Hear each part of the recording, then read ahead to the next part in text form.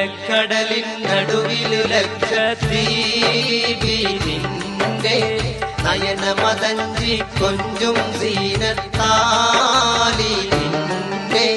നാമമതേറെ വിശാലതയായി പടരുന്നതിന്റെ നല്ല നിദാന കഥകവി കേസി കൂറുന്നുണ്ടേ. അല്ല അവൻ തൻ കുതിരത്താൽ അഖില തുരുത്തിൻ മുറ്റത്തായി. അല്ല അവൻ തൻ കുതിരത്താൽ അഖില തുരുത്തിൻ മുറ്റത്തായി.